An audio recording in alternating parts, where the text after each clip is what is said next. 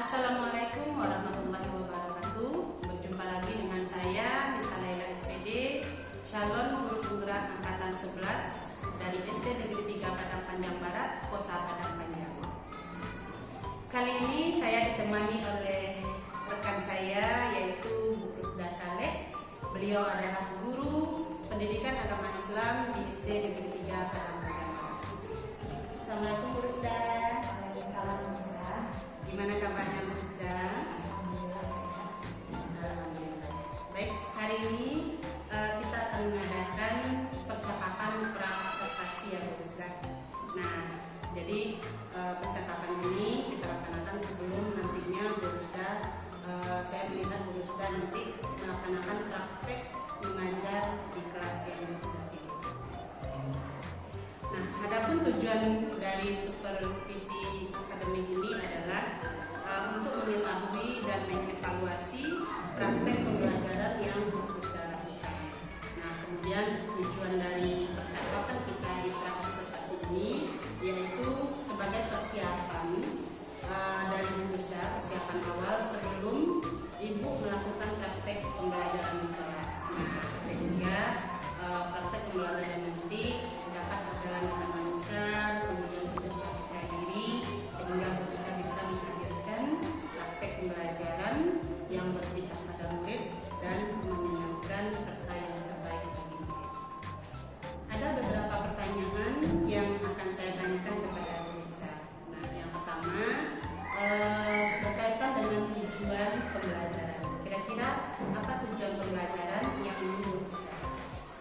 Nisa, kalau untuk pembelajaran yang nanti akan disalurasi pelaksanaannya pada pembelajaran itu saya akan melaksanakan tentang menyambut usia balik Nisa. Jadi masuk ke pertemuan yang kedua yaitu kewajiban anak saat usia balik. Jadi tujuan dari pembelajarannya adalah yang pertama menyebutkan kewajiban seorang anak pada usia balik. Kemudian tujuan yang kedua adalah membuat anak bisa membuat paparan mengenai kewajiban anak setelah usia balik. Oke, baik, berarti dari yang Bu Rusda sampaikan tadi ada dua tujuan yang Bu Rusda. Yang pertama menyebutkan kewajiban seorang anak yang sudah menginjak masa balik, kemudian nanti mereka juga akan diminta untuk membuat paparan mengenai kewajiban anak pada usia balik. Baik, yang kedua Bu Rusda mengenai area pengembangan. Nah, area pengembangan yang tidak Bu Rusda capai itu seperti apa? Bisa saya rencananya yang ingin minta bantuan bisa menginspirasinya yaitu tentang pengembangan kemampuan saya dalam melaksanakan pembelajaran berdiferensiasi itu yang pertama. Kemudian juga tentang penerapan pelaksanaan pembelajaran sosial emosional. Kemudian yang ketiga juga saya ingin melaksanakan pembelajaran yang menyenangkan. Kemudian yang keempat mungkin dalam pemanfaatan media yang bervariasi mungkin juga bisa nanti membantu. Oke, berarti ada empat ya Bu Rusda area pengembangan yang ingin kita capai. Yang pertama mengenai pelaksanaan pembelajaran berdiferensiasi. Kemudian yang kedua mengenai penerapan pembelajaran sosial emosional. Kemudian yang ketiga penerapan pembelajaran yang menyenangkan bagi murid. Kemudian yang keempat yaitu pemanfaatan media pembelajaran yang bervariasi. Baik Bu Rusda. Nah, untuk mencapai area pengembangan ini kira-kira Bu Rusda strategi apa yang Bu Rusda persiapkan? Strategi yang saya rencanakan untuk area pengembangan ini yang pertama kan tadi pengembangannya adalah pembelajaran diferensiasi. Jadi pada pembelajaran nanti diferensiasi yang akan saya laksanakan itu adalah diferensiasinya konten. Jadi dengan menyediakan berbagai sumber belajar seperti menyediakan video, kemudian menyediakan berbagai gambar, kemudian juga menyediakan slide PowerPoint, juga nanti kita gunakan buku sebagai sumber belajar bisa untuk pembelajaran diferensiasi. Kemudian untuk pembelajaran sosial emosional yang akan saya terapkan rencananya adalah membangun kesadaran diri pada anak, yaitu dengan memberikan motivasi belajar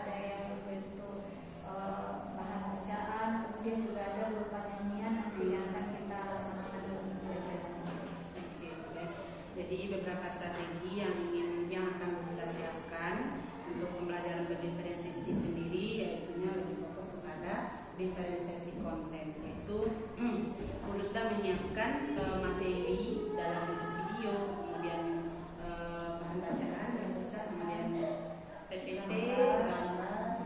Nah, kemudian untuk PSE sendiri tadi Burusda ingin menerapkan kesadaran diri kepada siswa kita, kemudian juga speaking, nah, kemudian keterampilan berrelasi dalam kerja kelompok, karena nanti dia akan bekerja kelompok berarti ya Burusda. Nah, kemudian untuk pembelajaran menyenangkan tadi Burusda melalui berbagai permainan, ada permainan berarti ya Burusda ya. Iya kan, yang pertama kita nanti kan ada di antara media itu kan ada gambar, gambar itu kita memasangkan batu dengan gambar dan penjelasan, kemudian nanti evaluasinya juga adalah dalam bentuk permainan. Oke. Nah, jadi itu yang ketiga melalui permainan menempel gambar, kemudian di evaluasi juga ada permainan nanti.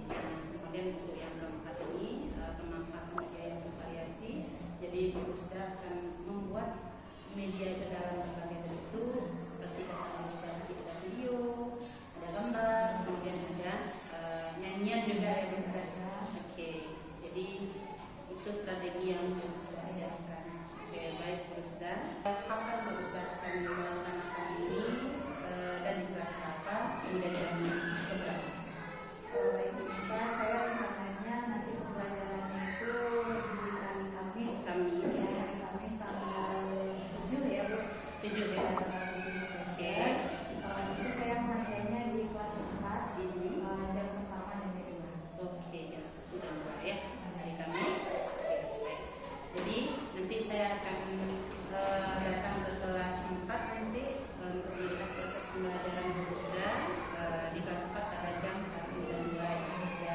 Nah Burusda, sebelum kita akhiri pertemuan percakapan praobservasi kita ini, nah kira-kira Burusda apa hasil yang Burusda dapatkan dari percakapan kita kali ini? Mungkin hasil yang saya dapatkan dari pembicaraan hari ini bisa saya lebih siap lagi mungkin untuk melaksanakan pembelajaran besok, lebih terbuka lagi pikirannya tentang apa saja yang bisa saya lakukan untuk menghasilkan pembelajaran yang lebih baik bagi mungkin itu bisa. Semoga apa yang sudah Burusda rencanakan nanti bisa berjalan dengan lancar. Nah, kemudian saya juga bisa melaksanakan praktek supervisi ini dengan teknik coaching mendampingi Burusda nanti pada hari Kamis tanggal 7 bulan 11 2024 di kelas 4 pada jam 1 dan 2. Baik Burusda, mungkin itu saja percakapan kita kali ini. Nah, nanti setelah observasi nanti kita juga akan ada percakapan pasca observasi ya Burusda. Oke, baik Burusda, terima kasih sudah mau hadir di sini berbincang dengan saya. Akhir kata saya mohon maaf kalau ada kesalahan. Saya akhiri dengan wabillahi taufiq wal hidayah. Assalamualaikum warahmatullahi wabarakatuh. Terima kasih ya Burusda.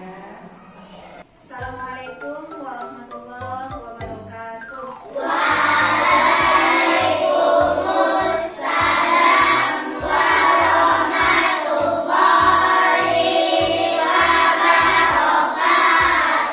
Bagaimana kabar anak ibu hari ini?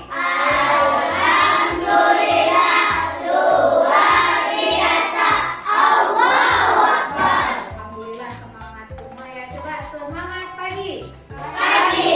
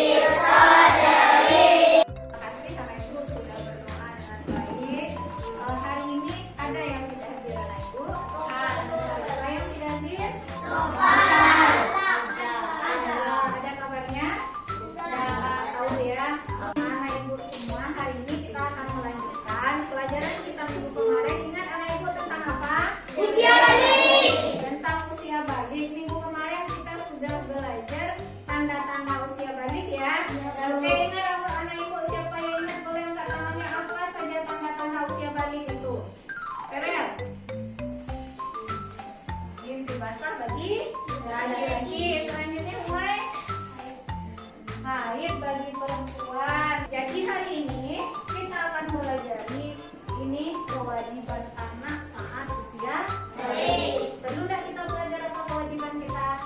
Perlu ya, supaya nanti dalam kehidupannya anak ibu tahu apa saja yang harus dilakukan. Kesepakatan belajar kita mengangkat tangan kalau mau bicara. Selanjutnya, nah tujuan pembelajaran kita hari ini, yang pertama ibu berharap setelah belajar hari ini nanti kita berdiskusi, anak ibu dapat pertama menyebutkan kewajiban anak yang sudah balik. Kemudian yang kedua membuat paparan atau penjelasan mengenai kewajiban anak pada usia balik. Kata kuncinya harus konsentrasi. Semua anak ibu silakan berdiri. Angkat tangan. Pegang hidung. Doa sebelum belajar. Rabbi zidni ilma warzuqni fahma. Tanda-tanda balik telah kita pelajari bersama. Nah, selanjutnya sangat penting bagi kalian untuk mengetahui kewajiban-kewajiban yang harus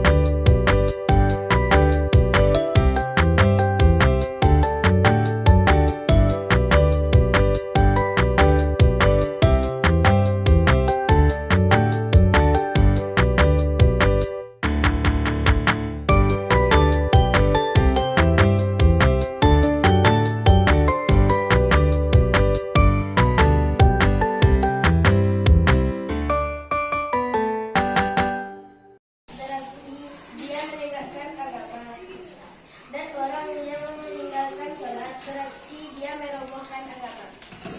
2. Menutup aurat. Aurat adalah bagian tubuh manusia. Assalamualaikum warahmatullahi. Siapa duluan? Nih, angkat tangannya. Siapa yang menyimpulkan apa yang kamu temukan, yang kamu dapatkan dari pembelajaran kita hari ini? Mendapat pelajaran tentang kewajiban setelah usia balik. Apa saja kewajiban kita setelah memasuki usia balik itu? Iva, sholat fardu. Hafizah, mencari ilmu. Zainab, menutup auratnya. Nah, sholat itu adalah tiang agama. Siapa yang mendirikan sholat berarti dia menegakkan agama. Siapa yang meninggalkan sholat berarti dia agamanya. Nah, selanjutnya menutup aurat. Aurat itu apa? Siapa yang bisa? Apa itu aurat? Apa itu aurat? Lagi. Aurat adalah bagian tubuh manusia yang harus ditutup. Bagian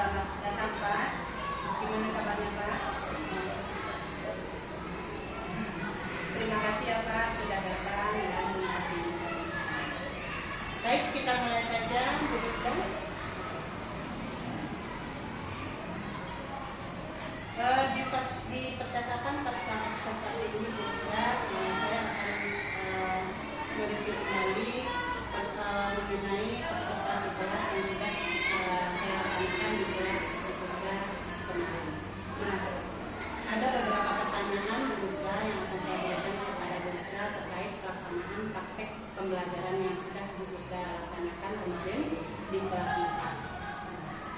4. Tujuan dari percakapan observasi kita kali ini adalah mengevaluasi sejauh mana praktek pembelajaran yang sudah Burusda lakukan. Baik Burusda, yang pertama, bagaimana perasaan Burusda kemarin setelah melaksanakan praktek pembelajaran di kelas? Perasaan saya kemarin setelah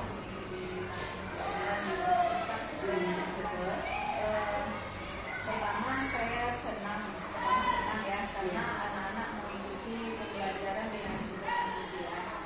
Tapi ada sedikit perasaan ada kecewa gitu dengan reaksi murid mungkin yang kurang dalam menanggapi instruksi gitu. Ada sedikit sebagian kecil dari anak-anak yang kurang mengerti dengan instruksi yang diberikan.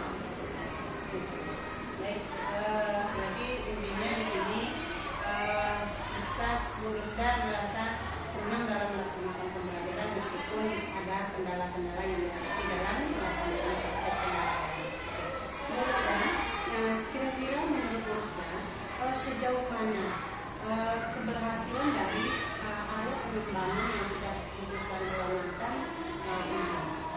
Baik, misal karena kemarin di pra-observasi kita sudah membicarakan beberapa area pengembangan yang bisa dilakukan dalam praktek pembelajaran. Yang pertama kan saya merencanakan pengembangannya di pembelajaran dan diferensiasi. Diferensiasi yang saya laksanakan adalah diferensiasi konten, yaitu dengan mengajarkan berbagai macam sumber pelajaran pembelajaran yang beragam. Saat itu saya sudah menampilkan ada yang dalam bentuk video, ada yang dalam bentuk gambar, ada yang dalam bentuk nyanyian juga. Kemudian ada juga bahan bacaan. Untuk yang pertama ini saya merasa sudah cukup baik dalam melakukan pengembangan. Kemudian untuk yang pengembangan yang kedua yaitu untuk pembelajaran sosial dan emosional. Hari itu saya targetkan untuk kecerdasannya adalah kesadaran diri. Pertama kesadaran diri. Untuk kesadaran diri ini saya melakukan dengan memberikan motivasi dalam pembelajaran. Dan saya melihat anak-anak cukup antusias mereka mengikuti pembelajaran dengan penuh kesadaran karena mereka merasa butuh dengan pembelajaran yang akan dilakukan. Karena pembelajaran ini sesuai dengan apa yang mereka butuhkan. Jadi kan kita akan belajar tentang kewajiban memasuki usia balik. Sementara anak-anak itu memang pada fase akan memasuki usia balik. Jadi mereka mengikuti pembelajaran itu dengan penuh kesadaran diri. Saya merasa itu sudah cukup baik. Kemudian untuk yang kedua adalah yang saya kembangkan di PSE itu keterampilan literasi. Nah di sini yang saya merasa mungkin belum terlalu baik ya pengembangan, mungkin masih perlu pengembangan ke depannya. Karena di sana untuk berkolaborasi mereka sudah cukup baik, tapi ketika presentasi mereka mungkin masih terkendala kemampuan berbahasa yang belum cukup berkembang. Jadi ketika mereka presentasi itu agak sedikit terkendala, mereka menyusun kata-kata, bagaimana cara menyampaikannya. Itu menurut saya yang masih perlu dikembangkan untuk keterampilan sosial emosional ini. Kemudian untuk pengembangan pembelajaran yang menyenangkan, saya melihat anak-anak sudah cukup antusias dan mengikuti pembelajaran dengan gembira karena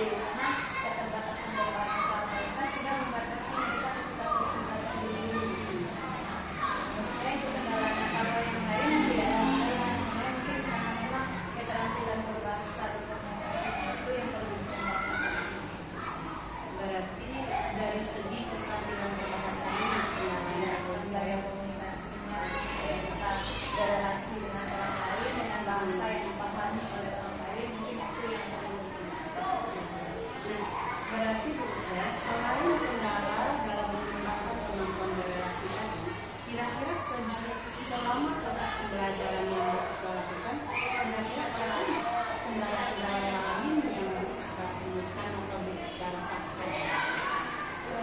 Dalam pembelajaran itu saya melihatnya kendalanya itu kemudian sesuai seperti saya sampaikan tadi, kemampuan anak memahami instruksi itu ada yang sebagian masih belum bisa memahami instruksi pembelajaran itu dengan cepat, sehingga ketika mereka melakukan sesuatu yang kita perintahkan itu terdapat miskomunikasi dan tidak sesuai dengan apa yang kita sampaikan, apa yang kita perintahkan. Oke, berarti terdapat dua kendala yang masih perlu kita kembangkan.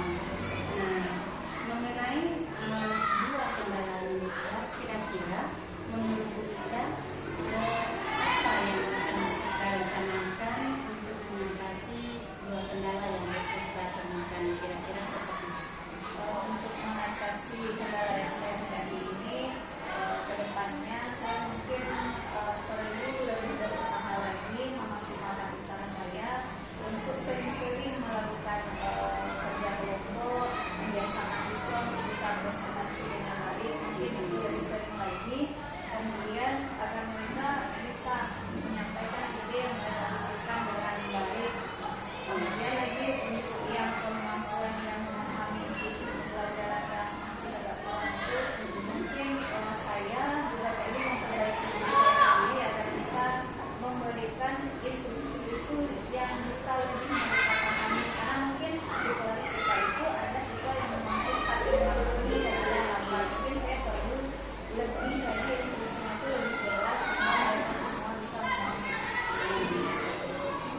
Berarti untuk meningkatkan kemampuan berkomunikasi Musda akan sering melakukan kerja kelompok pada aspek pembelajaran Musda.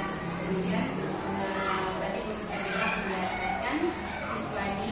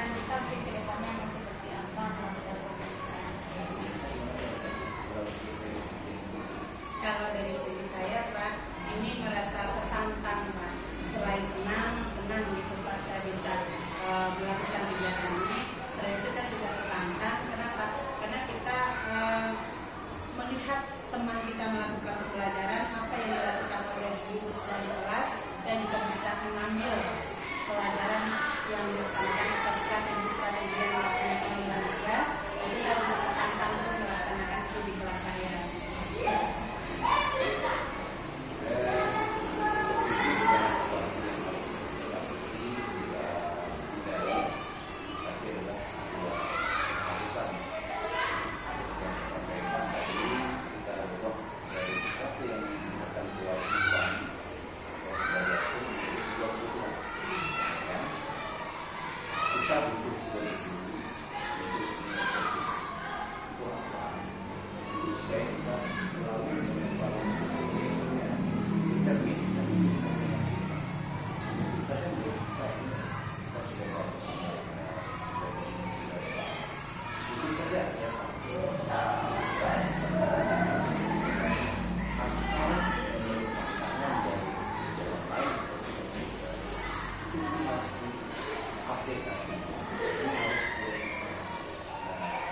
Inilah pasukan ini.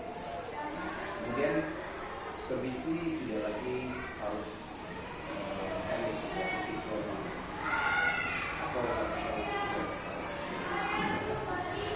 karena mungkin basic seperti sekarang kita berjalan dengan kemitraan bahwa kita harus saling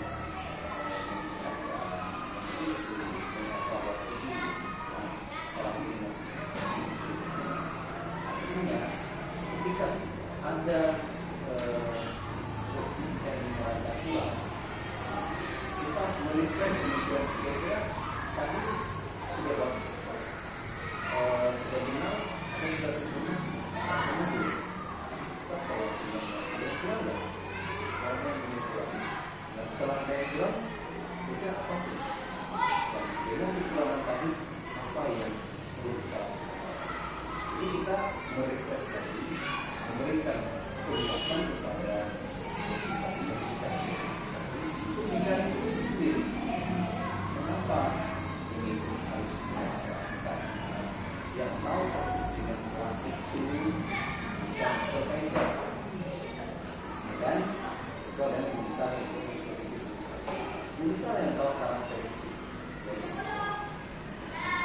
Apa yang kita bisa lakukan kalau misalnya ini masih berasa? Apa solusi dan alternatif yang kita lakukan? Bisa mungkin tuh siswa sendiri belum lagi supervisor nggak tahu latar belakang orang tua nggak tahu, ya kan? Jadi proses yang bisa dilakukan sehari-hari mulai dari dia awal masuk sampai saat sekarang dan 3 bulan ke 4 bulan sudah sedikit ya, kan? Sekarang apa yang sudah bisa ujung-ujung nanti kasih solusi? Dia nggak tahu. Paling sudah bisa mengatakan tataran bapak itu begini, dari ini bisa begini. Tapi apakah itu menentukan pas? Belum tentu. Yang pasti memberikan treatment solusi adalah guru bisa sendiri. Tadi saya bilang ini karena muncul soal ini. Solusinya ini anaknya begini karena selama ini diperhatikan begini. Dia berasal dari keluarga ini. Dan kasusnya dari awal dilakukan seperti ini. Dan kali setelah seperti ini maka saya harus mengantisipasi. Jadi solusi itu adalah tadi. Kalau ada solusi yang menunjukkan itu parah. Yang bisa terlihat secara teoritik itu apakah jadi bisa sekarang tidak 2 tahun dari supervisor dengan tantangan yang muncul mungkin 1, 2, 3 itu bahasa atau apapun yang akan ada dimodifikasi lagi menyesuaikan dengan situasi ekspedisi kelas bisa dan kebutuhan siswa termasuk kebutuhan bisa sendiri sebagai pelakunya.